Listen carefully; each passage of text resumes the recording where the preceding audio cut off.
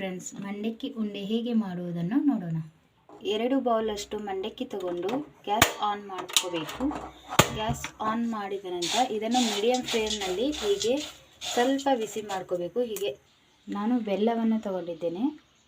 Gas on ಮಾಡಿ medium ಫ್ಲೇಮ್ನಲ್ಲಿ ಬಾಣಲಿಯನ್ನು ಇಟ್ಕೊಂಡಿದ್ದೇನೆ. ಅದಕ್ಕೆ ಬೆಲ್ಲವನ್ನು ಹಾಕ್ತಾ ಇದ್ದೇನೆ. ಬೆಲ್ಲವನ್ನು ಹಾಕಿ ಸ್ವಲ್ಪ ನೀರನ್ನು ಸೇರಿಸಿ, ಅಂದರೆ ನಮಗೆ ಬೆಲ್ಲ ಮೆಲ್ಟ್ ಆಗಬೇಕಲ್ಲ, ಅದಕ್ಕೆ ಸ್ವಲ್ಪ ನೀರು, ಸ್ವಲ್ಪ ಆಯಿಲು ಹೀಗೆ ಬಿಸಿ ಮಾಡ್ಕೋಬೇಕು.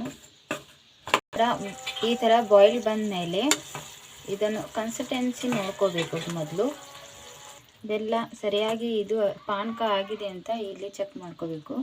ಹೀಗೆ ನೀರಲ್ಲಿ ಹಾಕಿ ಹೀಗೆ ತಗೊಂಡು ಹೀಗೆ ಉಂಡೆ ಆಗಬೇಕು. ಅದು ಬೆಲ್ಲ ಹೀಗೆ ಉಂಡೆ ಆದರೆ ರೆಡಿಯಾಗಿದೆ ಅಂತ ಅರ್ಥ. ಗ್ಯಾಸನ್ನು ಆಫ್ ಮಾಡಿ ಎತ್ತಿಟ್ಕೊಳ್ತಾ ಇದ್ದೇನೆ.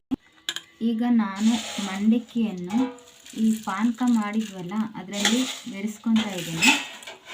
ಹೀಗೆ ಹಾಕಿ ಹೀಗೆ ಕ್ಲೀನಾಗಿ ಮಿಕ್ಸ್ ಮಾಡ್ಕೊಳ್ಳಿ. ಹೀಗೆ ಕ್ಲೀನಾಗಿ ಮಿಕ್ಸ್ ಮಾಡಿಕೊಂಡು ಸ್ವಲ್ಪ ಕೈಗೆ ಎಣ್ಣೆಯನ್ನು ಹಚ್ಕೊಂಡು ಹೀಗೆ ತಗೊಳ್ಳಿ.